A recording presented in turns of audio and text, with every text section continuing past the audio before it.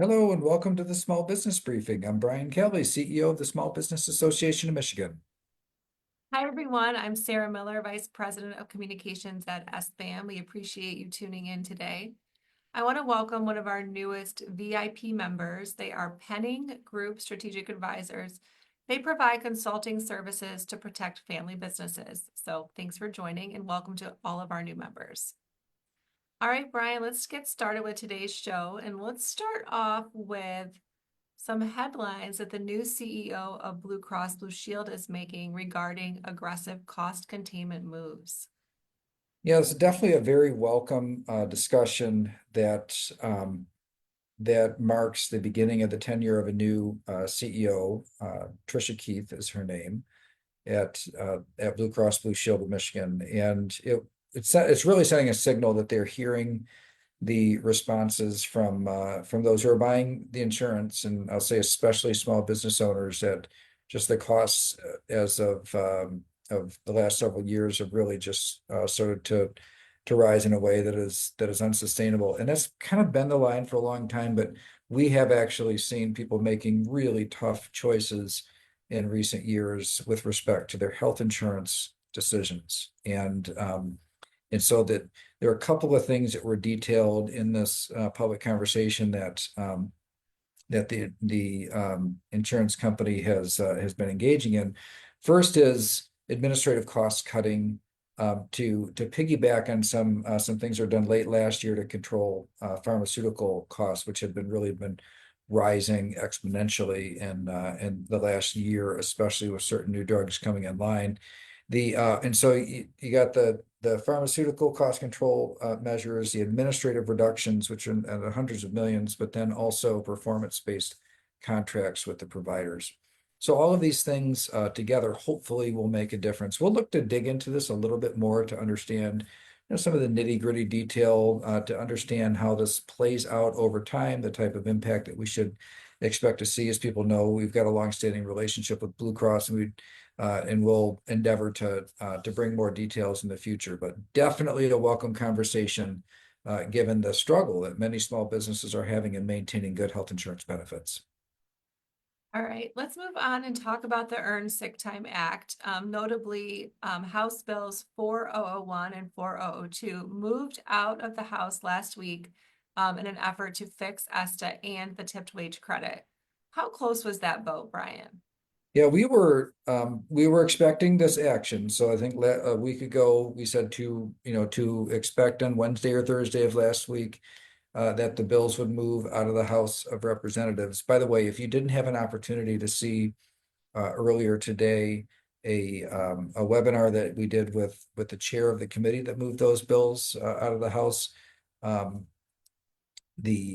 Bill Schuette, I would highly encourage you to log into your SBAM account and check it out. This is a very welcome development. It did pass the House with bipartisan support, so it came out of the committee unanimously. Every Republican and every Democrat voted in favor. There's one Democrat in one of the bills that passed on it, didn't vote yes or no, but no votes out of the House committee on either bill, the one that restored the tipped wage credit and the one that implemented significant fixes to the Earned Sick Time Act. So it was voted, the two bills were voted out of the House, and one of which had, let's see, 63 votes, and the other one had 67 votes. So again, bipartisan support coming out of, at that level exceeds the amount that either one of the caucuses have. So a really good development now that it's landed in the Senate. However, over in the Senate, we do face steeper odds and I'll say a cooler reception. The Senate Majority Leader made several statements last week, or at least one statement that was covered in several areas where I saw it, that they're not going to rubber stamp any House plan, and made a statement that we tried to address very, very directly, which said that they wouldn't support any policy that caused 1 million workers to lose their paid sick leave. And the inference there is that the House plan has a small business exemption. And so what she's saying is that if the government doesn't have this mandate in place with no small business exemption, that literally all small businesses will cancel their paid time off benefits to their employees. This is, of course, demonstrably false. And our survey showed that 84% of our members already offer paid time off as a benefit, 70% paid time off at 2 weeks or more. And so this is really something that a narrative we've got to really aggressively push back on, is to make sure that people understand that having a small business exemption is really important, especially for early stage companies and for micro businesses. But as businesses grow and mature, then of course their benefit packages tend to grow and mature with that. But you don't have any big businesses unless you first have small businesses. And it's very, very clear that businesses are urgently adding benefits, including paid leave. Based on our surveys, it shows the vast majority do. So if the government were to do a small business exemption, it's not like all these businesses that are already offering it today will say all of a sudden they don't want to do it. There wasn't a mandate on them to do it in the first place, and 84% did. So this is it's one of those cases where I think we need to really keep the faith, but also continue to educate people that just have this incorrect notion that absent some sort of mandate from government, that small business owners will do a U-turn on their standard practice without a mandate, and none of them offer paid sick leave benefits. So it's over in the Senate. We don't have an indication yet from the Senate on whether they're going to take up these bills or a competing proposal that was first introduced in the Senate. But I will say the Senate version, that is, from our standpoint, it's no competition. The Senate version of the bills it's not nothing, but it's not much more than nothing. Okay, so very, very modest changes that do not address the heart of the issues that we're concerned about. All right, and so just like we're about 25 days until implementation. I think at this point, if I did the math correctly, I think we're about 25 days until February 21st. So a reminder that even though we're working these bills, we still are also recommending people be prepared to implement and comply with ESTA on February 21st, and there's resources on our website. All right, speaking of the Senate also voted to authorize a lawsuit. What's the purpose? Yeah, so this, you remember when I shared a few weeks ago that I'm always optimistic in the beginning of a new legislative term, because there's this spirit of bipartisanship and anything is possible. And I just allow myself to just get excited about that, and that things are going to move. And then, but I know that it won't last that long. And so I feel like the first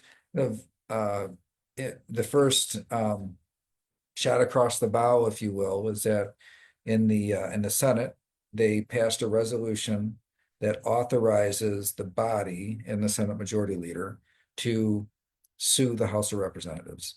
And this is over a handful of bills that were passed last year by a previous legislature.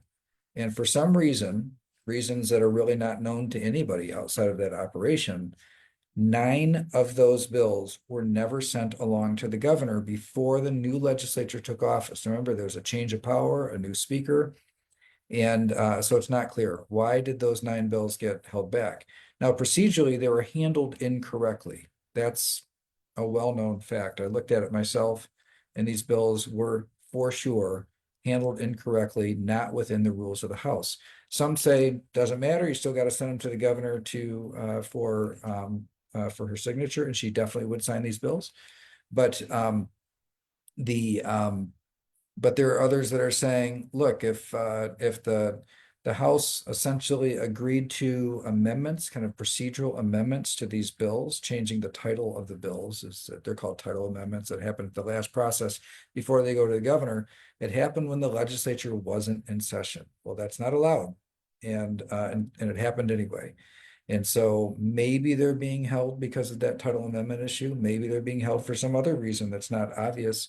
But the Senate has threatened to sue the House and has authorization from the body to do it. And so here we go.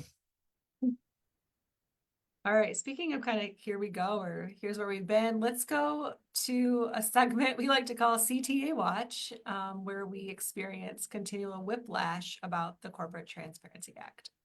Yeah, we did have some action last week on the Corporate Transparency Act. So this is the rule that requires that most small businesses file a report with FinCEN, the police department of the IRS, to report who are the beneficial owners of the company, and it includes those who have substantial control, even if they're not actually owners. So this is a law that we have been in court over, literally suing the federal government to get this law struck down, because we believe it's a violation of your Fourth Amendment rights, illegal search and seizure, to make you report to a law enforcement agency without any suspicions you've done anything wrong, no probable cause, in other words. Now there's another case out of Texas, and it went back and forth and back and forth. So the government lost, and the law was struck down at the lower court. Then it went to the Court of Appeals, and the Court of Appeals, it was initially that the injunction on the CTA was lifted or reversed. That meant that the law would go back into effect, and then right after that, a different panel of judges in the same Court of Appeals reversed itself and said, no, the injunction goes back in place. The law is not in effect. So you remember, it's like boom, boom, boom, we're back and forth. Is this law on or not? So the law was stayed, and you didn't have to comply. And it went, this question, the government appealed to the U.S. Supreme Court and said, U.S. Supreme Court, should this law be in effect or not while it's being litigated? That's really the only question that was before the Supreme Court. Should it be in effect while it's being litigated? And the Supreme Court said, yes. It's actually one Supreme Court justice that's assigned to this particular Fifth Circuit Court of Appeals. And the answer was yes, it should be in effect while it's being litigated. In other words, there's a presumption that the law is constitutional until it is proven otherwise. And this was not a surprise. Remember, I told everybody I thought that there was a not insignificant chance that the Supreme Court would put it back into effect. Okay, so that happened. So we sent out to our members, said, there's this other case, and the other case is a little less clear on whether that injunction applies nationwide or not. So it looks like the law is back on. The very next day, FinCEN, remember that these are the enforcers within the IRS. They said, you know what, there's this other case, there's this other stay, and yeah, it's just a local district court, but this law will not be enforced because this other case hasn't made its way to the Supreme Court yet. And so that means you still don't have to comply with the Corporate Transparency Act as we speak today. So it was back and forth. I was surprised by that last one. I wasn't surprised by many of these moves as we went through the process. I kind of had a suspicion that the Supreme Court would reverse the stay, because the Supreme Court has made pretty clear they don't like it when local judges overturn federal laws, because they think that is that's really the business of higher courts to do. And so or at least not putting injunctions on federal laws while cases are being litigated. Well, so I wasn't surprised by that, but the fact that FinCEN, when they really had a way, I think, of at least muddying the waters on whether or not people had to file, decided to not subject people to any more whiplash and are honoring that injunction from it's actually a totally different case that also happens to be from Texas. So this is kind of an ongoing saga, but the short story after that whole tale I just told is that at least at this point, still, it is not required that you comply with this law.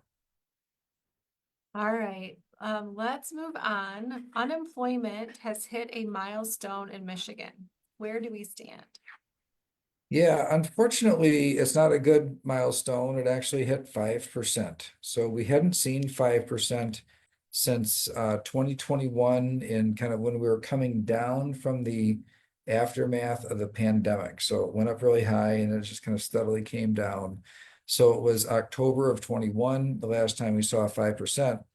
But if you've been watching this program, over the course of years, over the course of, well, the months at least, the last year or so, it's just been creeping up 1 or 2 tenths at a time here in Michigan. And in this case, it was 4.8%. And in November, and then the December number jumped up to 5%. The So if you were to go back, for example, in February of 2024, it was 3.9%, just giving you a sense. So it just kind of over just from February to the end of the year, it went up by that amount. This it's crept up so slowly that it's not a there's nothing particularly alarming. It's no different than last month when it went up by 1/10. So um, it's it's really you have to put together the entire year to see a trend, and it's a slow trend, but I would say at this point it is an undeniable trend that employment in Michigan is slowing down. The national rate actually, the national unemployment rate actually did go down slightly. Again, not a lot, just kind of that's been hanging out at at a rate quite a bit lower than Michigan. The national rate at 4.1%. So I mean, if you so 0.9%, but that's about 80. What is it, 81% of the national rate. So and it had gone from 4.2 down to 4.1. So not great news. Nothing particularly surprising. It wasn't a dramatic shift. It just feels more dramatic because it happened at 5%. All right, let's move on to some positive news on college enrollment after some years of declines. Yeah, this was actually very welcome news because even though our student body is shrinking, in other words, the number of kids graduating from high school is smaller than it used to be. The college enrollments went up by 3% last year. So that's a pretty good change. The Now to give you an idea of the magnitude or the number of people enrolled, 382,000 up to 394,000. So it's I mean it's on the modest side considering how much it had dropped, but still it had been dropping. And the fact that it's going up, definitely welcome and good news. It is part of a nationwide trend that college enrollment is going up nationwide. Actually, the nationwide average was closer to 5%, I think 4.7% in this report. If you to look at Michigan though, like where is it? Where is the enrollment? It was centered more in community college. So there are certain universities where their enrollment is still growing, but Michigan has been very aggressive in making early stage college very affordable and in most cases actually cost free to the student. In fact, SBAM had a hand or a role in changing policies to make community colleges much more affordable and accessible to more students, with the idea that a populace that is well educated and ready to compete and win and what the economy will demand in the future will be good for small businesses. And clearly when you look under the hood of this 3%, you see it is very heavily weighted in community college enrollment, which tells me that the work that we're doing in this area is making a difference.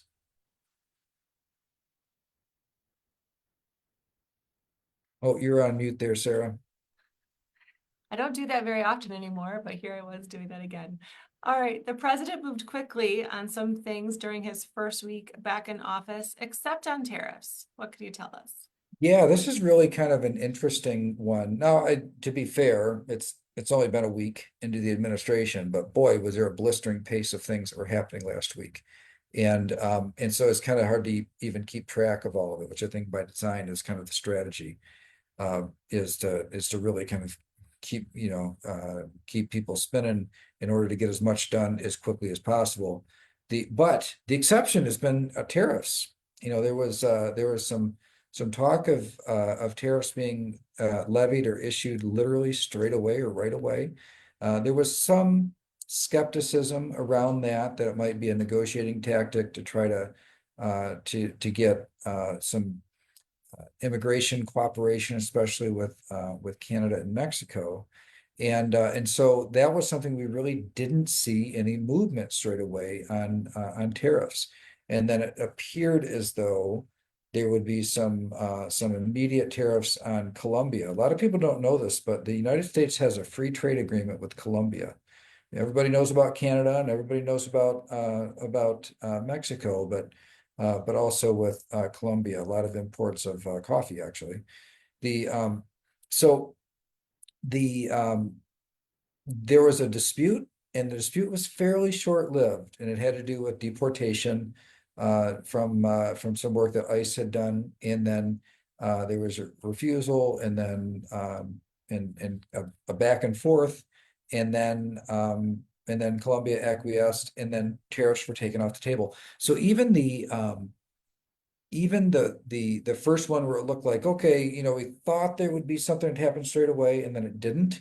And then it looked like, okay, well, tied to another issue, maybe as punishment, there would be some tariffs. And then that issue got resolved. So it still didn't happen. So this is, I'd say, the one area where it seems like, unlike almost all the other things that were happening or talked about before the election, the one is not clear. Was it really more of a negotiating tactic? Has there been a change of heart? Are they undecided on it? Not exactly clear. I am certain that we haven't heard the end of it, that this is a very much an ongoing discussion, but I would say it sticks out in terms of all the things that were talked about before taking office, that this one was probably talked about the most, and the one that we're not quite sure what to expect yet.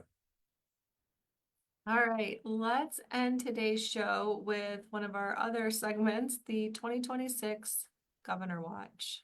When we started this GovWatch for 2026, I wondered whether or not there'd be enough material to talk about, and I just can't believe how much stuff is happening when it comes to people running for governor. So Jocelyn Benson has gotten in the race. Now we said to expect it, and it happened last week that the Secretary of State in Michigan, so running for the nomination of the Democratic Party, and that was done a social media announcement, and so there was some talk of, and there were some kind of quirks and some things that maybe went wrong with the original filing. But I will say tactically that she did launch with a series of endorsements that for that party's nomination made her look like a front runner straight away. So it's too early to tell, if there'll be kind of a wave election or one party have an advantage over the other. But in terms of securing the nomination for that party, she did launch having in hand some pretty strong endorsements, including Emily's List, for example, which again for that party is a really important endorsement. So others that might be interested in getting in, I feel like it probably and run for that same nomination are probably feeling some heat to get in pretty quickly. Now, one of those other folks that might be getting in is Sheriff Swanson from Genesee County. So also would be running for the nomination for the Democratic Party. And while he has certainly not announced yet, although I had heard that he had told his supporters that he was definitely running, there are billboards up now with Sheriff Swanson and his Genesee Human Oppression Strike Team that are starting to pop up around the state, including outside of Genesee County. In fact, I heard that there was one in Ingham County. So like the idea of putting up billboards, even if it's not for governor, It's a sign, that sort of thing. Normally a sheriff doesn't put up billboards, so probably pretty good indication. And then the other thing that I thought that was interesting among this governor's race is that's already heating up is that Mayor Mike Duggan, who is in and running as an independent, so lifelong Democrat, but running as an independent in this election, definitely fielding attacks from the left. So the Democrats aren't happy about him being in as an independent, really kind of focusing on him early. And he was at the Detroit Policy Conference in Detroit, of course, put on by the Detroit Regional Chamber of Commerce, and about regarding those attacks, his attitude was bring it on, and even compared what the Democratic Party was doing in attacking him to Donald Trump, which on that side of the aisle is about the worst insult that you can levy. So and then the other thing is that he is starting to assemble a campaign team. The mayor is, and it includes Ed Duggan, who is his son, but a very experienced campaign operative. And then Alexis Wiley, who used to be his chief of staff and a longtime communications advisor. So some organization that is happening there on that side. One other thing is we talked about Eric Nesbitt last week. Nothing new to report there, but a very strong launch and strong fundraising right out of the gate. So really important setup there. And former Attorney General Mike Cox is he's all but announced. Has made it very clear he's wanting to run, and but very active on social media and the kind of places where you would expect to see a gubernatorial candidate. Two other names, they're not announced at this point, but I would say probably makes sense to, keep an eye out for. Tom Leonard, who is a former Speaker of the House and has ran for Attorney General against Dana Nessel last time, and then also John James, member of Congress in Southeast Michigan, a district that straddles Oakland and Macomb counties. So as you can see, an extremely active field, and it is January of 2025. These cycles are very, very long, but I think Governor Whitmer showed back in 2018. She had announced in January of 2017, and it really takes this a big state. It's a big contest, a lot of people, a lot of ground to cover. It takes that long to do it. And those candidates that get in early, going to have an advantage. All right, well, thanks for that update. I do want to mention that if you are watching this and you have not tuned into one of our webinars on the Earned Sick Time Act, we are hosting another one this Wednesday. So it's another chance for you to tune in, learn a little bit about ESTA, and ask your questions. You can find that on our website. Otherwise, we'll be back here next Monday at 3 p.m. I hope you have a great week. Thanks, everybody. See you next week.